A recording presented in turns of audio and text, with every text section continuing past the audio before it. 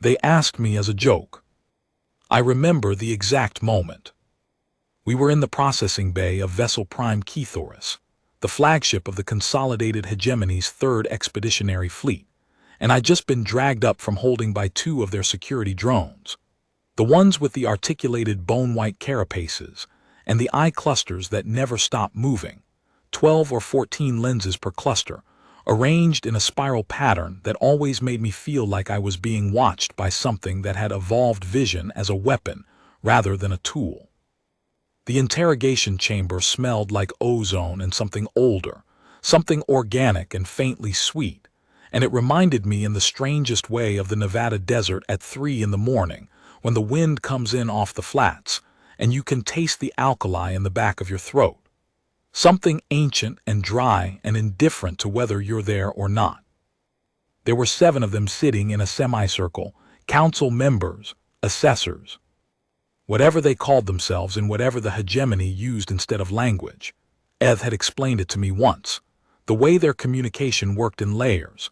The spoken component only one part of a system that also incorporated bioluminescent display and subsonic vibration, and chemical signals they produced from glands I couldn't see and didn't fully understand. To them, I was probably speaking the way a person would speak if they could only wave their left hand and nothing else. Significant communication loss. I was aware of that going in.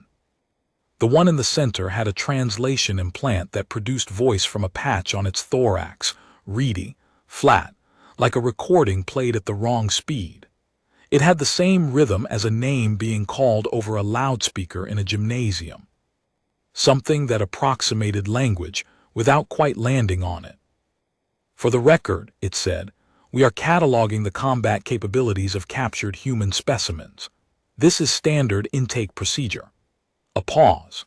Something that might have been amusement rippled through the group, a kind of synchronized shimmer in their bioluminescent markings, the light patterns that ran along what passed for their faces going briefly brighter, a quickening in the chest regions, movements too subtle and too coordinated to be accidental.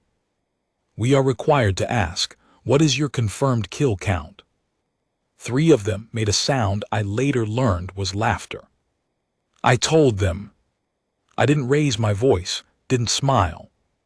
Just told them the number, the way you'd tell someone what time the next train was leaving, as a fact, as a piece of information, as a thing that simply was. And I watched the shimmer in their markings go very, very still. The laughter stopped in a way that had texture to it. Not sudden silence, the kind of quiet that settles in when something has been said that changes the parameters of the room. The assessor in the center looked at me for a long time. That, it said finally, is not the expected response. I know, I said. My name is Marcus Reyes. I am 47 years old.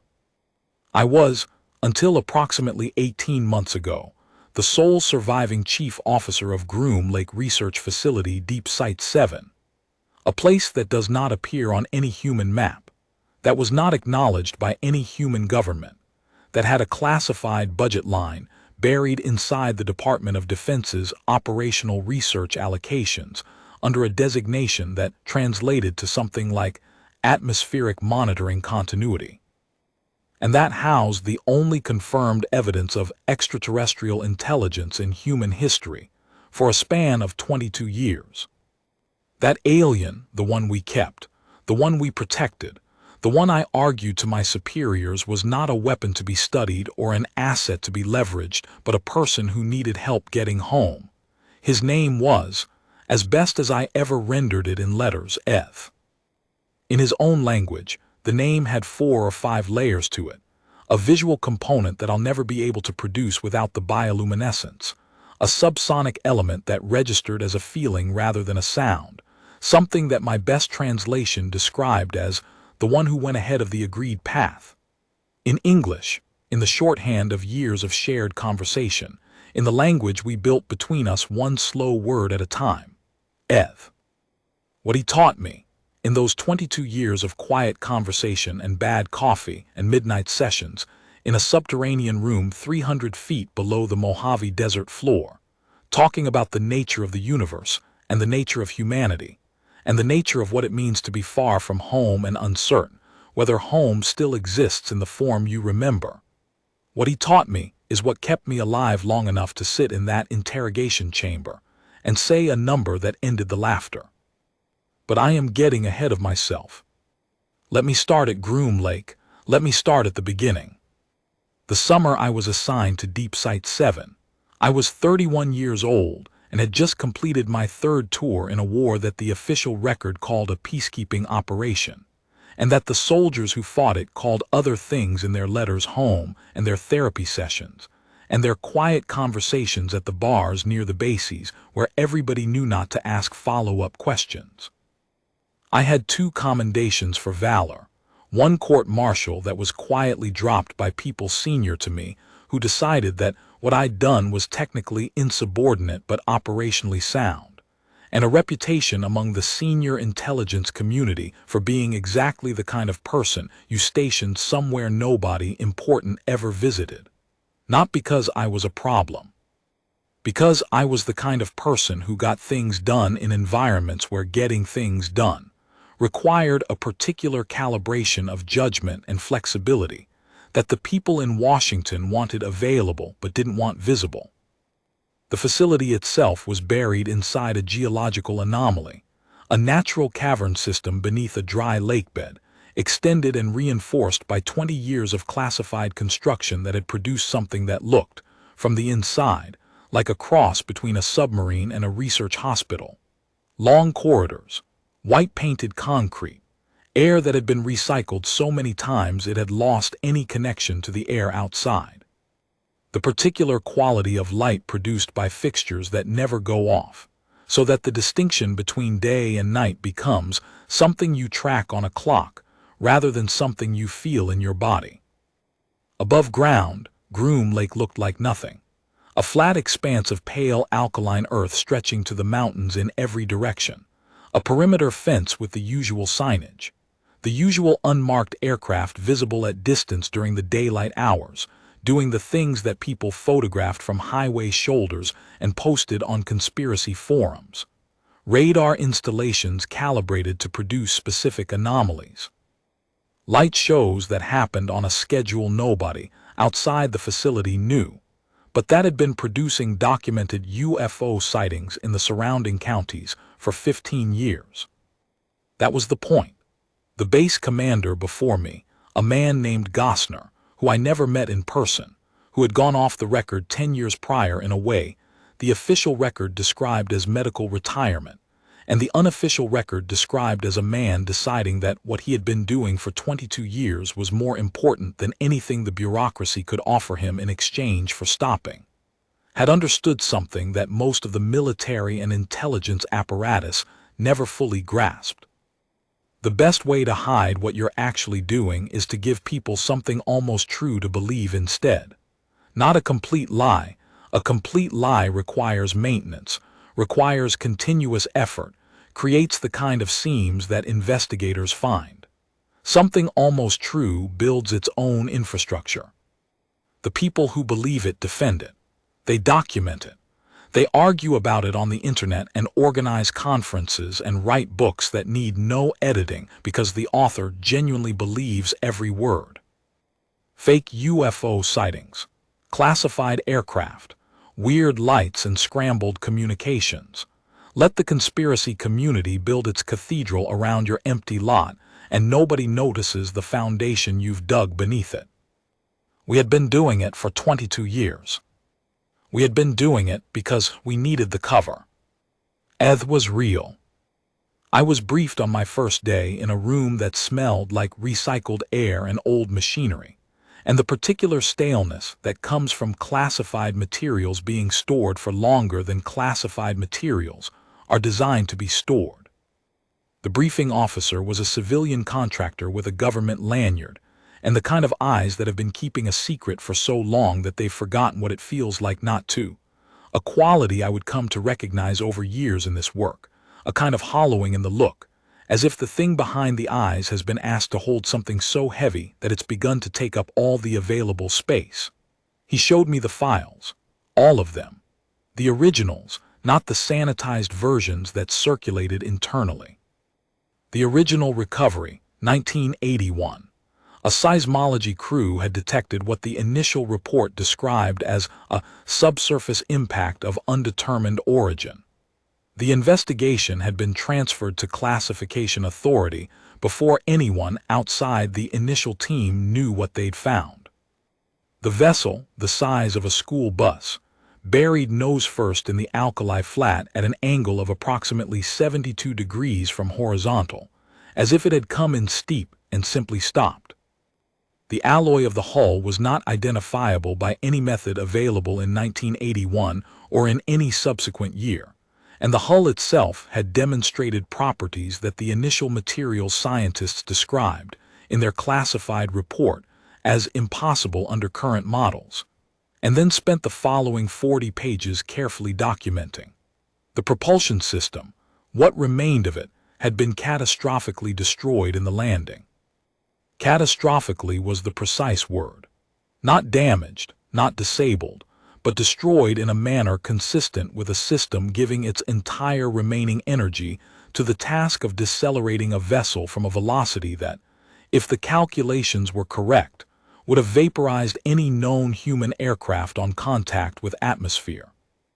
The pilot, alive, injured but alive, metabolizing Earth oxygen without apparent difficulty, wounded in ways that the first responders had treated with what they had available, which turned out, to everyone's considerable surprise, to be sufficient. The injuries healed, healed. And then, in a room beneath the Nevada desert, in a facility that had been improvised around him over the course of 3 weeks as the military bureaucracy caught up with what had been found, he had looked at the people standing in the doorway and said, in what would be established as his first attempt at English, assembled from 2 months of intercepted radio transmissions and television broadcasts, I would like to go home. That was 1981. They had been working on it since. What does it want? I asked, when the briefing officer reached that part of the file. He, the contractor, said. His voice had a quality I recognized, the voice of someone who'd had that particular fight and won it, who had drawn that particular line in the sand and held it, and who was quietly and permanently proud of having done so. He wants to go home. That's all he's ever wanted. That's all he's said in every permutation, in every language we've given him access to for 22 years. He wants to go home. I spent 3 months in orientation before they let me meet Eth. That was the protocol, the one Gosner had established in the early years, based on painful experience, and maintained through every administrative transition since. You had to know enough to know what you were seeing. A lot of people broke when they saw it. Not obviously, not in the screaming and running way that movies imagined, but quietly, internally, in ways that manifested as transfer requests 6 months later and insomnia that the base psychologist's notes described carefully without ever quite diagnosing. She called it, in the clinical language of her reports, cosmological displacement. The idea that we are not alone, the abstraction of it, the philosophical comfort of the idea, the way it makes the universe feel populated rather than vast and grinding on without regard for the things that happen on its surfaces. That idea is very different from sitting in a room with a being that is not from this planet, and having it look at you with something that is recognizably patience. I met Eth on a Thursday afternoon in November. The room had been designed and redesigned over 22 years based on what worked, what produced the environment in which Eth was most himself, most communicative, most at ease in a situation that was, by every meaningful measure, a long-running crisis. Low light. A table with chairs sized correctly for both of them. No glass partition. No visible cameras, though cameras existed. The air smelled faintly like rain on dry earth. They maintained the ventilation in his suite accordingly. He was sitting at the table when I came in. He looked up. He was approximately humanoid in the way that a bass guitar is approximately a violin. The same organizing logic. The decision to have a body with a specific number of appendages, arranged in a specific way, but the material execution so thoroughly different that the comparison was more useful as a starting point than as a description. His skin produced light, a faint bioluminescence in the blue-violet range that intensified when he was thinking or emotionally engaged and faded when he was tired or at rest. He was taller than me by about a foot, and he moved with a deliberate care that I initially read as caution and later understood as courtesy. He had spent 22 years learning the effect his presence had on humans, and he adjusted himself accordingly. He did not startle people if he could avoid it. He had developed, over 2 decades, an elaborate and largely unspoken set of protocols for the comfort of his keepers. He looked at me for a long moment. I looked back. That was the first test, not a formal one, but the one that happened anyway, whether you looked back. "New keeper," he said. His English was, by that point, nearly perfect.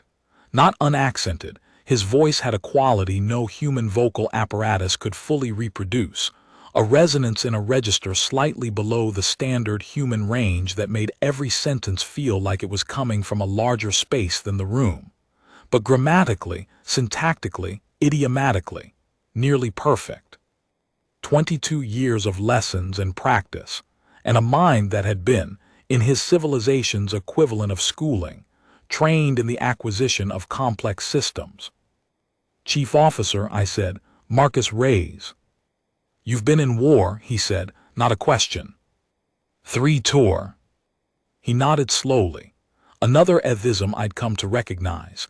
He had learned the nod not as a habit but as a deliberate act of translation, a way of marking acknowledgement in a system that didn't include the gesture natively. "The ones who come here from war are usually one of 2 kinds," he said. "The kind who have decided the universe is cruel, and the kind who have decided that anything worth defending is worth understanding first." I didn't know what to say to that, so I sat down. "Which kind are you?" he asked. "I don't know yet," I said. He made a sound, not laughter exactly, but something adjacent to it, something with the frequency of amusement without quite the content. "Good answer," he said. "The ones who already know are never as useful."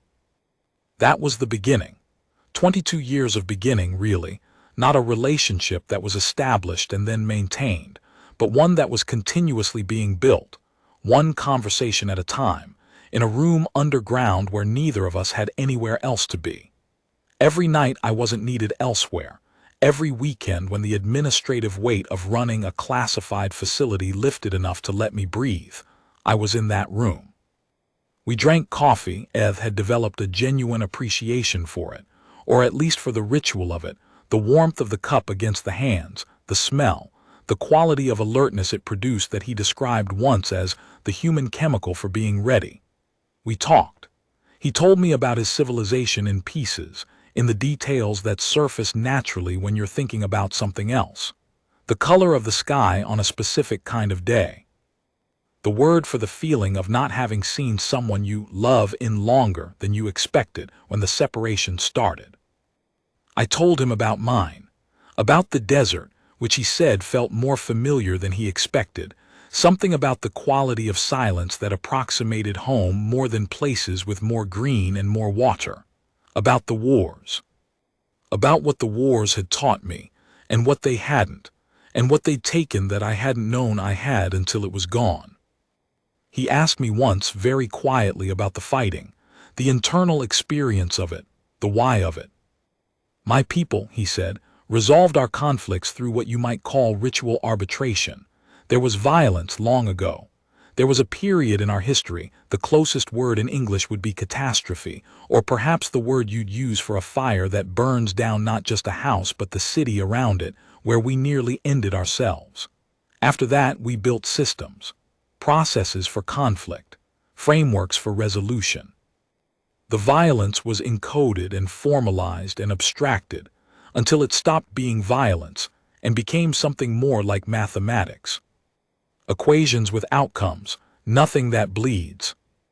"That sounds ideal," I said. "It is very efficient," he said. And then, after a pause long enough that I'd already moved on in my mind and had to come back, but it produces a civilization that doesn't know what it costs to protect something. I thought about that for months afterward. It was the kind of thought that finds you in the middle of something else, eating dinner, walking the perimeter in the early morning, and asks you to sit with it again. What I did not know in those early years was what was coming. Eth did know, or suspected. His civilization was not the only one out there. The galaxy is not a friendly place in the way that children's science books suggest, all bright colors and the implicit assumption that intelligence produces benevolence. It is crowded in certain regions, and the crowded regions have histories, and histories produce agreements, and agreements produce enforcement mechanisms. One of those enforcement mechanisms, the one that was going to matter to me personally, was the rule about uncontacted species. His civilization had an agreement with others of comparable age and development. You didn't contact a developing world. You let them grow. You monitored from distance. You let them arrive wherever they were going to arrive at whatever speed they were going to arrive there. The compact was old, and its reasoning was partly ethical. You don't interfere with a process you don't fully understand.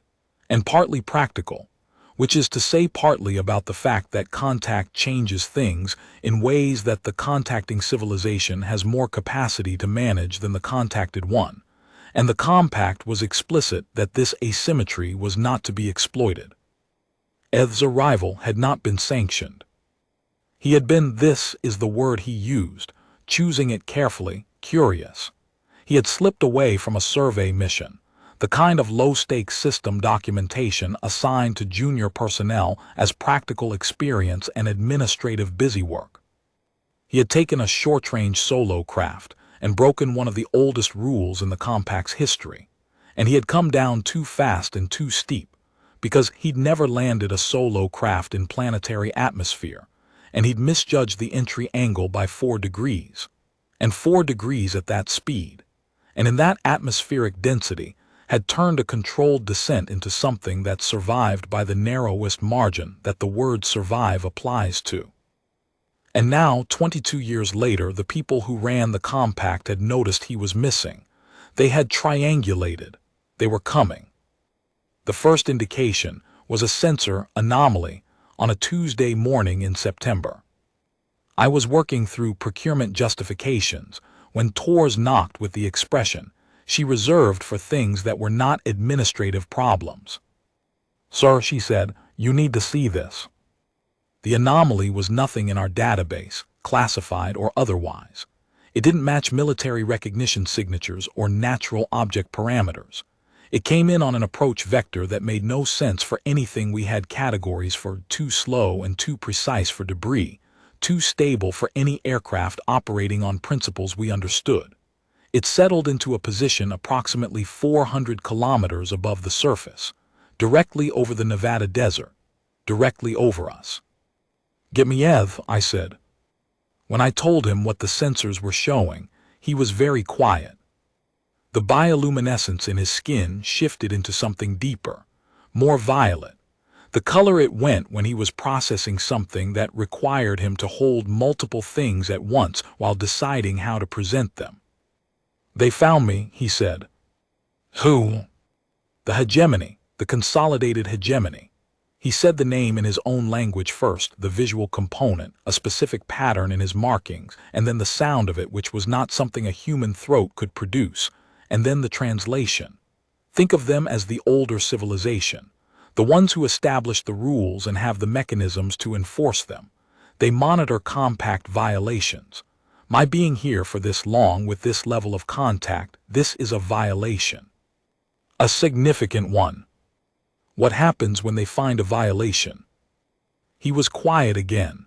They will want to assess the damage first, determine the extent of contamination. They will want to speak to whatever authority structures your world presents. A pause. And then they will want to make a determination. What kind of determination? About your civilization, he said, about what it is and what to do about it. I picked up my phone and called Washington. Most of them didn't answer. The ones who did told me the situation was being handled at levels above my clearance. One general told me, in the tone of someone who expected that to end the conversation, to secure the facility and wait for further instruction. I secured the facility. Then I sat in my office for approximately 40 seconds and looked at the wall and thought about the 11 assessments and the 9 civilizations that were not there anymore. And then I picked up the phone again. I called the senior intelligence liaison I had been cultivating, in the way that officers who run classified facilities cultivate senior liaisons, for 11 years. I called a signals analyst in Colorado Springs who owed me a favor from a situation in 2003 that neither of us had ever put in writing. I called Tors into my office and told her what we were going to need and gave her 48 hours to assemble it. And then I went back to Ev. I sat down across from him and I said, "Tell me everything. Everything you know about them, how they work, what they value, what they respond to, what they fear. Tell me the 11 assessments and what the civilizations did and what worked and what didn't. I need all of it." He looked at me. "You are not going to wait," he said. "I'm going to wait while you're talking." The ghost of the not quite laughter moved across his face, and then he started talking. We talked for 14 hours. No breaks after the first 2. Just Ev talking and me writing on a legal pad in my shorthand, trying to compress into notation a civilization whose complexity made human bureaucracy look like a child's drawing of a house. The hegemony's assessment protocol had been developed over millennia and refined through application. It was not cruel in the sense that cruelty implies the enjoyment of harm. It was thorough. It was consistent. It had been designed by entities old enough to have watched civilizations rise and make contact and introduce variables that destabilized systems the hegemony had spent thousands of years constructing, and the protocol was their solution to that problem. Identify potential destabilizers, assess trajectory, act before the trajectory fulfilled itself. The problem, as I saw it, as I was trying to articulate it to myself in the margins of the legal pad while Ev talked, was that the protocol was a prediction engine dressed up as an assessment. It took what was and extrapolated what would be, and then it acted on the extrapolation as if it were the fact. And the civilizations that had survived the protocol had done so not by arguing that the prediction was wrong, but by changing the cost-benefit calculation in real time. One had demonstrated technological deterrence, not military deterrence, technological.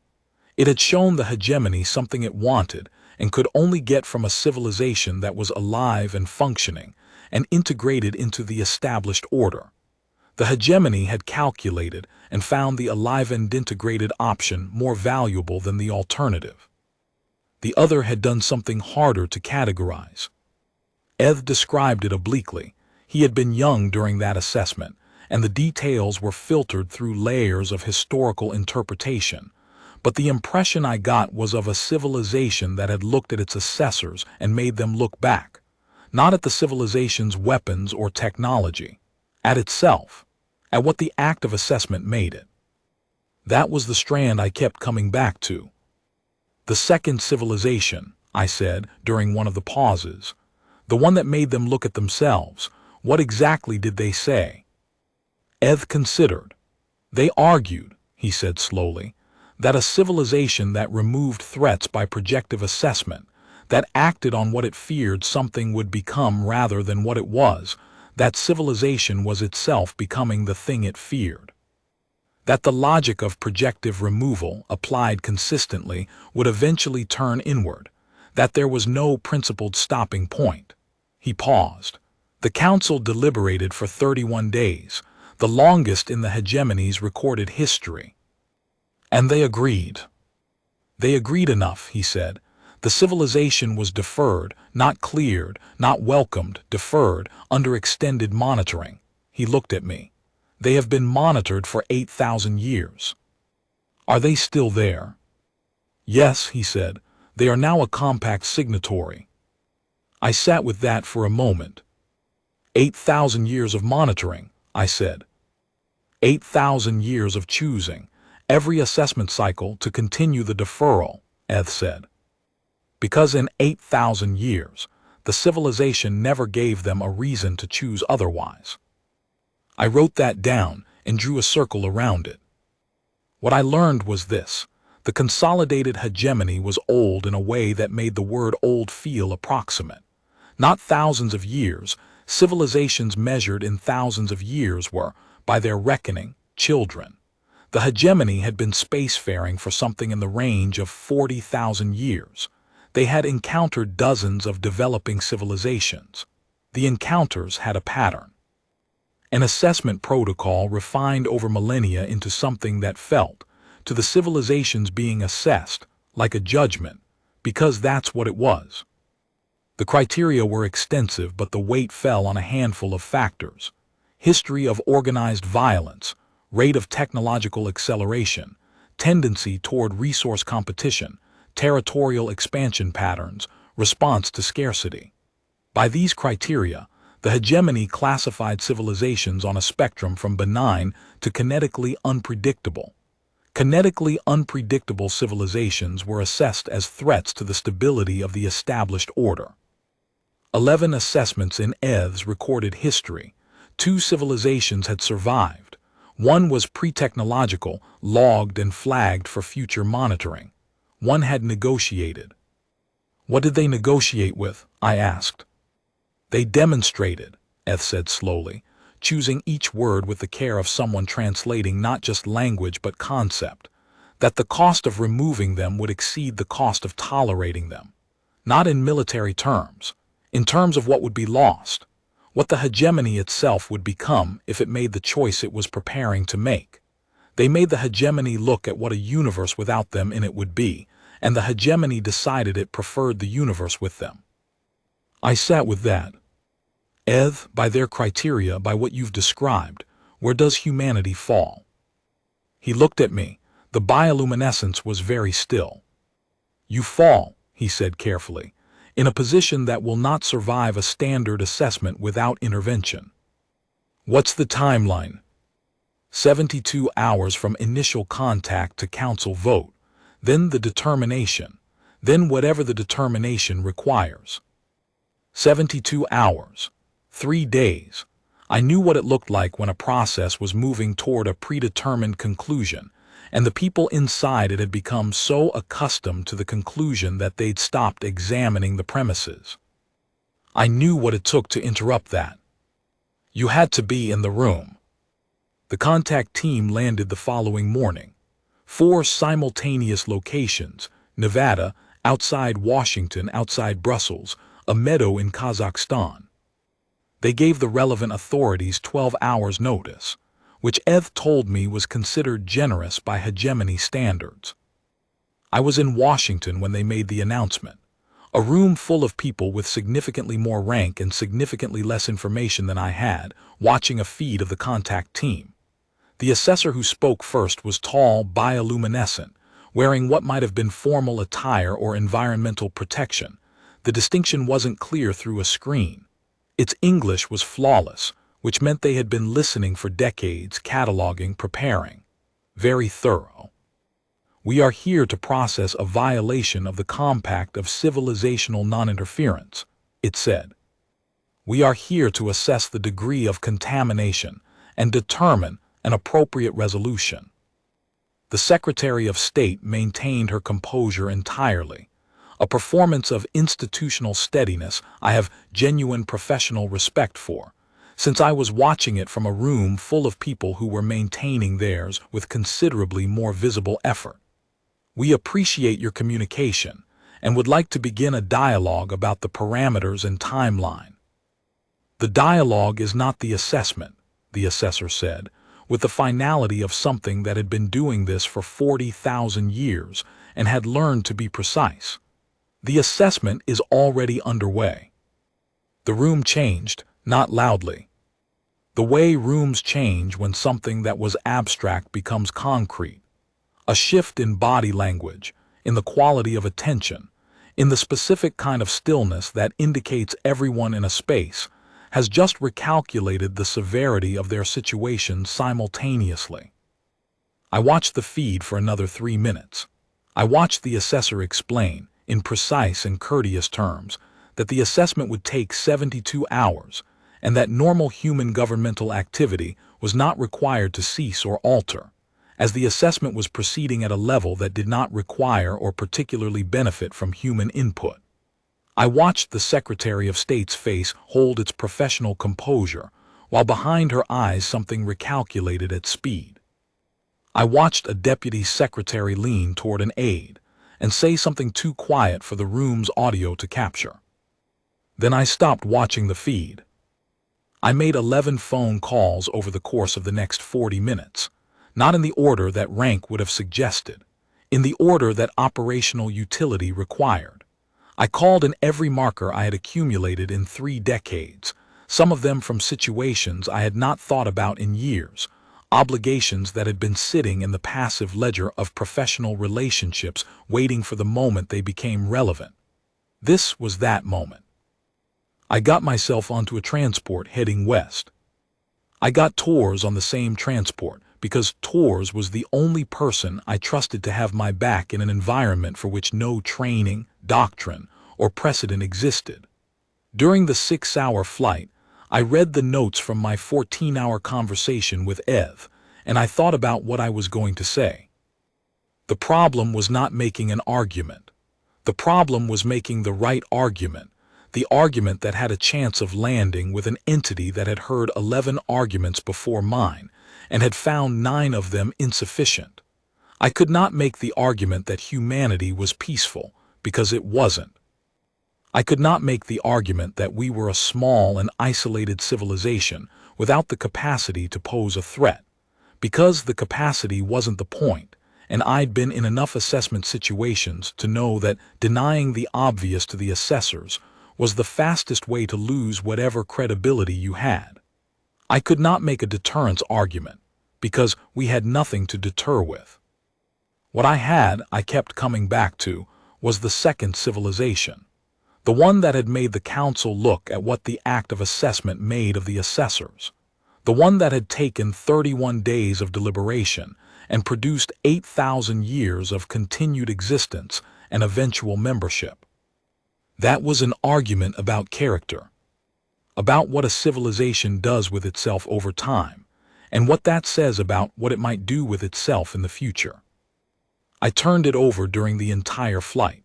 I wrote things and crossed them out.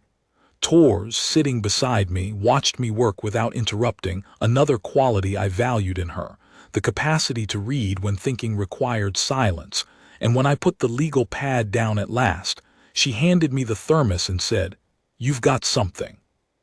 "Maybe," I said. "You've got the look," she said. "You had it before the court-martial too." "That went fine," I said. "Eventually," she said. I drank the coffee and looked out the window at the dark country below and thought about Gosner, who had never had to make this argument because the argument had not yet been required, and who had spent 22 years creating the conditions under which the argument could exist. Getting onto the vessel required a maintenance access corridor on the eastern face of the hull, a translator's badge that Wren had acquired through means I decided not to examine, and the combination of confidence and apparent legitimacy I had spent 30 years learning to project in environments where I was not authorized to be. The hegemony's security was sophisticated and entirely configured for civilizations that either didn't know the vessel was there, or that approached it with institutional deference. It was not configured for someone who walked in through a maintenance hatch, sat down in a secondary communications bay, and requested a formal hearing through the vessel's own internal communication system. The assessor who came to deal with me was younger than the one from the feed. Brighter bioluminescence, less modulated, the display of someone who hadn't yet learned to keep it under administrative control. It stared at me with its spiral of visual organs. "You are not authorized to be on this vessel," it said. "No," I said, "but I'm here, and I'm requesting to address the assessment council before the vote." It stared at me. I waited. I had learned something over 22 years about the patience required when dealing with systems that believe their processes are inviolable. You don't argue with the process. You exist calmly, in a position the process hasn't accounted for, and you wait for the process to decide what to do with you. Wait here, it said. Tors, who had gotten herself into the adjacent corridor through her own means, passed a thermos of coffee through a gap in the access panel. I drank it and read my notes and waited. The assessment chamber was designed to convey authority in a way I recognized from every government building and courtroom I'd ever been in. The architecture of scale versus you, cold light, materials with no resonance, the spatial arrangement of the powerful above and the questioned below. 7 council members in a raised semicircle. Me on a low platform in the center. No chair. I stood. They gave me 20 minutes by their measurement, approximately 14 by mine. State your purpose, the lead assessor said. I had been thinking about this for 3 days and rehearsing it for 6 hours and refining it in a maintenance corridor for 2 more. I said what I'd come to say. I am here to contest the basis of your assessment. The bioluminescence rippled through the council, not the laughter, something more focused and more careful. The assessment is based on established compact criteria, the assessor said. These criteria have been applied consistently. To 11 civilizations, I said, 9 of which no longer exist, I know. The chamber was quiet. Your criteria measure kinetic unpredictability through historical patterns of violence, territorial expansion, and resource competition. You have applied them to my civilization's history and found all 3 in abundance. This is accurate. I am not going to stand here and tell you that humanity is peaceful. We are not.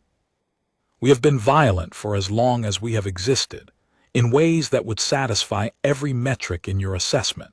And we will probably continue to be violent in ways and degrees that would concern you for a long time to come. I let that land. But I want to ask you something. In your 40,000 years of spacefaring history, in these 11 assessments, how many of the civilizations you removed were actual threats to you at the time of removal, not projected threats? Not trajectory threats, present threats. Actual living capacity to harm the hegemony in that moment at the time the determination was made. No answer. I hadn't expected one. Your criteria measure potential, I said. They measure trajectory, what a civilization might become given sufficient time and sufficient resources. You make your determination before the trajectory completes, before the civilization has had the chance to become whatever it's becoming. You are making predictions about futures and acting on the predictions before the futures arrive. I was aware of the clock. I kept going. Here is what I want to tell you about humanity. We are the species that builds weapons and museums in the same century. We are the species that wages wars over land and writes poetry about the land we wage war over. We dedicate entire disciplines of thought to understanding why we do what we do so that we can do it less. We don't always succeed. We often fail. The gap between what we know we should do and what we do is enormous, and we are aware of the enormity of it in a way that is, I think, specific to us. I looked at the council members, all 7 of them. But here is what your criteria do not ask. Here is the question your assessment protocol does not include. What does a civilization do the morning after? The chamber was very still. The morning after the worst things, I said. Humans make coffee. They sit at tables and look at each other. They call people they haven't called in years because the event reminded them that those people exist and that time is not infinite. They build monuments. They write the names on walls, every name, not just the important ones, all of them, because they have decided, without being able to fully explain why, that the names matter. They argue about what the names mean. They argue about whether the argument itself is enough, or whether it requires action, and if action, what kind. They do not agree. They will not agree, but they do not stop. They do not accept the verdict and move on. I had been watching the bioluminescence in the council's markings. It was doing something I hadn't seen before, not the shimmer of amusement, not the deep violet of concentrated thought. Something new. Something that moved differently. Eth has been with my civilization for 22 years, I said. In that time, he was kept secret from the general population, not because the general population would have harmed him, but because the human institutions that would have been involved in his discovery could not be trusted to handle him correctly, and the people in charge of him knew that and acted on that knowledge in his protection. A chain of officers, over 22 years, disobeyed standing orders to keep him from becoming an asset in programs that would have used him as a weapon or a resource. Not all of them, but the ones who were in a position to make that choice. The ones who had enough authority and enough judgment to see what the options were, they chose him. I thought about Gosner, the handwritten notes in the margins of files, the small drawings of the Nevada sky, the man who had lived his entire operational career in a room underground because what he'd found there was worth staying for. The first commander of the facility that housed Eth was a man named Gosner, I said. He received Eth in 1981 and spent the next 22 years of his life, his entire remaining career, making sure that what he had found would be handled with the care it deserved. He never saw Eth go home. He didn't do it for recognition. He did it because he decided, very early on, that what he had found was a person who deserved better than what his civilization's institutions would have given without someone to insist on it. I stopped for a moment, not for effect, because I needed a moment. That is also humanity, I said. It is not the part that makes your criteria look favorable. It is not what shows up in the data sets your assessment is built on. It is the part that kept Eth alive and treated as a person for 22 years in a desert room drinking terrible coffee. And I think that the question your assessment should ask, but doesn't, is whether a civilization that can commit the things my civilization has committed, and still build the monument, and still argue about what it means, and still insist on the name on the wall, and still station the man who stays, whether that civilization is the same thing as a civilization that simply commits and moves on. Because I don't think they're the same, and I don't think you've been distinguishing between them. I stopped talking. The lead assessor looked at me.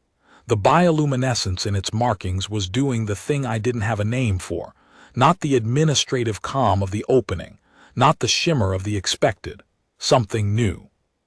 You came onto this vessel without authorization, it said. Yes. You requested a hearing outside of established procedure. Yes. You have argued before this council that your species' capacity for violence is not evidence against it. I argued that the capacity for violence combined with the human capacity for self-examination and self-correction is a different thing from simple capacity for violence. Yes. A long pause. This council will deliberate, it said. Return to the access corridor. Tors was in the corridor with the thermos. We sat on the floor of the maintenance access corridor of an alien vessel 400 kilometers above the Nevada desert, and we drank the remaining coffee, and we waited. We didn't talk much. There wasn't much left to say. The thing about windows is that when they're over, all you can do is wait. Tors understood that. We'd been working together long enough that the silence between us had a quality that wasn't uncomfortable. The silence of two people who have shared something and don't need to narrate it back to each other. The deliberation took 11 hours. At the 11-hour mark, the young assessor came back. Its bioluminescence was running at a frequency I hadn't seen on it before, brighter than its administrative setting, less controlled. Something had shifted in how it carried itself. The council has rendered a determination, it said. I stood, Tors stood beside me. The compact violation will be processed as a standard deviation. Eth's unsanctioned contact with your civilization will be logged as an isolated incident and will not establish a precedent for contact classification. His return to his home system has been authorized and is underway. It paused. Your civilization's status under the compact has been reclassified. From what to what? From pre-contact, unassessed, to pre-contact, deferred. Deferred means the assessment has been tabled pending further observation. It is not a favorable determination. It is not an unfavorable one. It means the Council found sufficient uncertainty in the standard criteria to warrant additional data collection before a formal verdict is rendered. How much additional time? That is not determined. Decades, perhaps longer. There is one additional communication, it said. Non-standard. It will not appear in the formal record. The bioluminescence shifted into the color I still didn't have a name for. The Council wishes to note that your argument was the first received in 11 assessments that address the question of what a civilization does after. Most civilizations, when faced with assessment, argue their most favorable qualities. They demonstrate cooperation and peaceable tendency, and minimize the record of violence. We can't minimize the record, I said. It's in the record. Yes, the assessor said. That was noted. They let me see Eth before they left. The room they brought me to had been configured for him. Low light, a table, the smell of rain on dry earth. He was sitting at the table, and when I walked in he looked up with the expression I had spent 22 years learning to read correctly. The expression that was his version of the feeling you get when something you were afraid was gone turns out to still be there. You argued, he said. Yeah. I heard part of it, the part about the monuments. How much of the rest? Enough. He was quiet for a moment. They are sending me home. I know. The journey will take approximately 4 years by your measurement.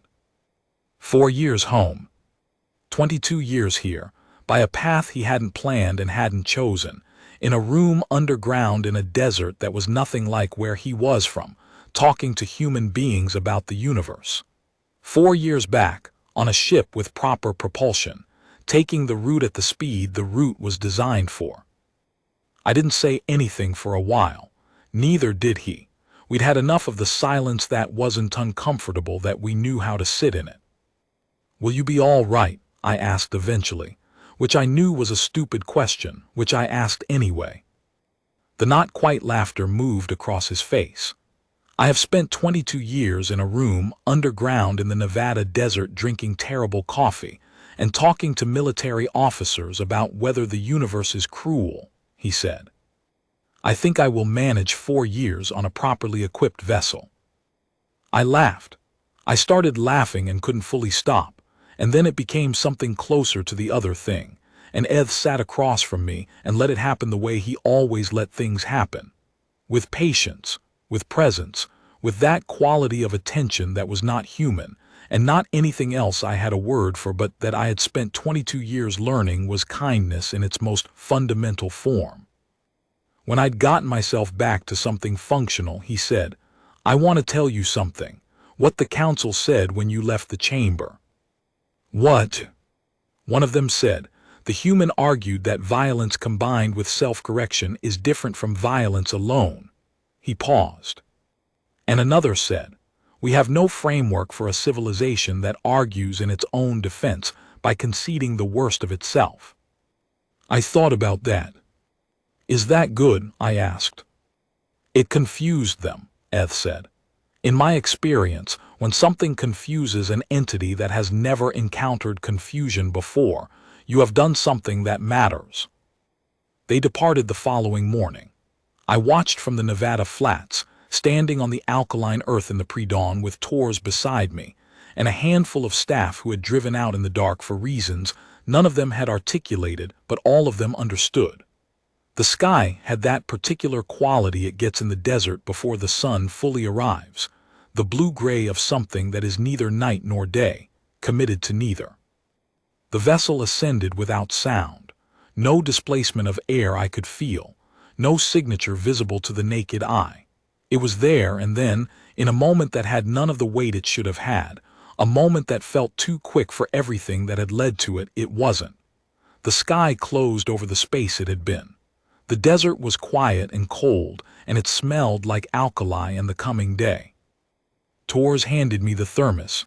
I poured a cup, still hot. "What happens now?" she asked. "Debrief," I said. "Congressional oversight, hearings I can't fully testify at, early retirement strongly suggested." "I meant with you." I drank the coffee. The fence wire was catching the first edge of light in the east, turning gold along its length. The desert stretched out in every direction, pale, vast, indifferent, beautiful. "I don't know yet," I said. The same answer I'd given Eth the first day. He'd said it was a good answer. He'd said the ones who already knew were never as useful.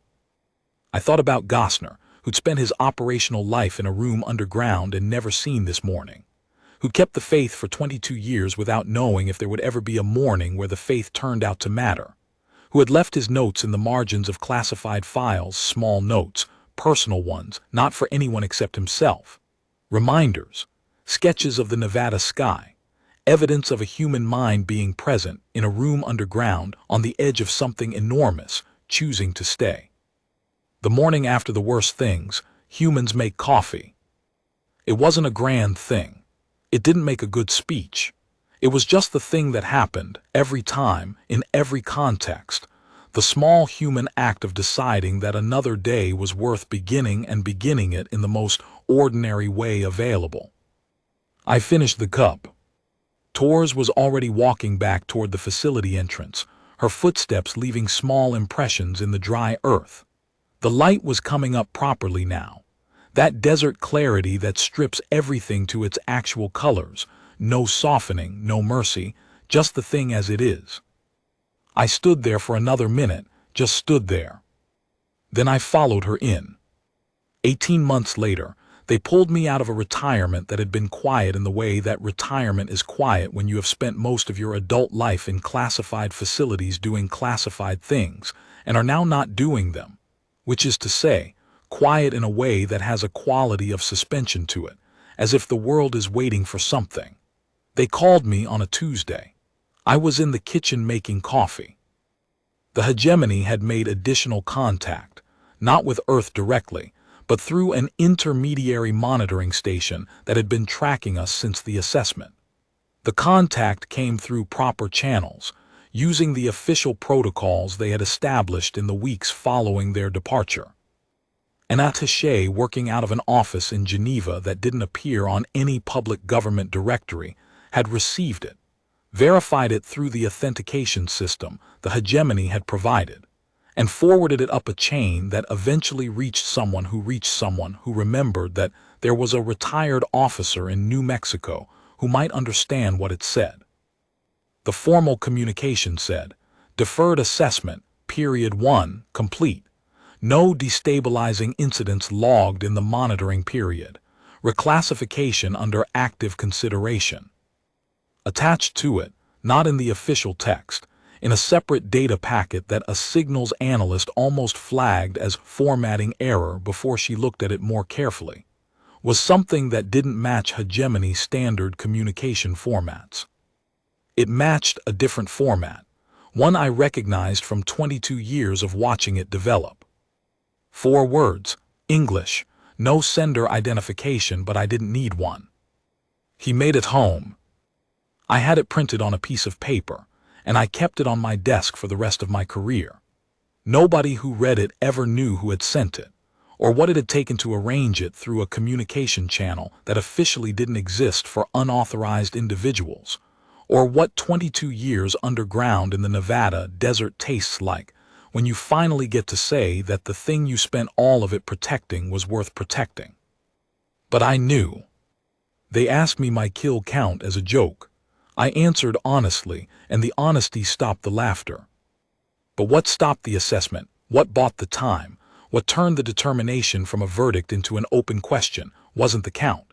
It wasn't the violence, which was real and in the record and not going anywhere. It was the morning after the violence. The monument. The argument about what the monument means. The man in the underground room who decided that the thing he'd found was a person and stayed for 22 years to make sure it was treated like one. The number that scared them was the kill count. The number that confused them, the number they had no framework for, was 22 years. 22 years of a single human being, choosing, every day in the most ordinary way, to be in a room with something from another world and to treat it as something worth staying for. 22 years of a man named Gosner writing notes in the margins of classified files that no one would see until after he was gone.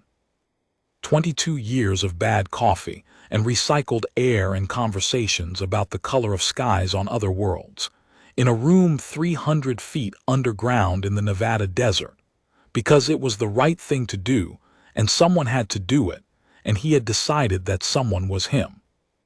The hegemony's assessment criteria were, in their own way, a product of the same logic that produced most of humanity's worst institutional decisions. The logic that what can be measured can be managed, and what cannot be measured is not real. Violence could be measured. Territorial expansion could be measured. Technological acceleration rate could be measured, quantified, extrapolated, used to generate a projection and a verdict. What a single person chose to do in a room underground for 22 years, for no reason except that it was right, that did not appear in the data sets. That did not generate a signal visible to monitoring systems that were looking for conflict and capability and threat potential. But it was the only reason we were still here. That, apparently, is what they had never seen before. I can't say I'm surprised. It's not the part of us that makes the history books. It doesn't get its own category in the assessment protocol. It doesn't show up in the data that gets transmitted to monitoring stations 400 kilometers above the surface. But it's the part that keeps the coffee on. Every morning when I make it, I know. And every morning, I think about Eth and his 4-year journey home, through systems and corridors of space I will never see, in a vessel built by people I will never meet, carrying 22 years of bad coffee and borrowed language, and 100,000 hours of conversations about whether the universe is cruel or merely indifferent, and what the difference matters. I think about what he'll say when he gets there, about the notes he'll read out about us, not the assessment data, not the kill counts and expansion patterns and conflict indices, but the thing he said he would tell them, the coffee, the notes in the margins, the man who stayed. I don't know what they'll make of it. I think maybe they'll be confused. And I think, if Eth is right, if he's been right about us for 22 years, the way he seemed to be right about most things, that the confusion is exactly where it starts.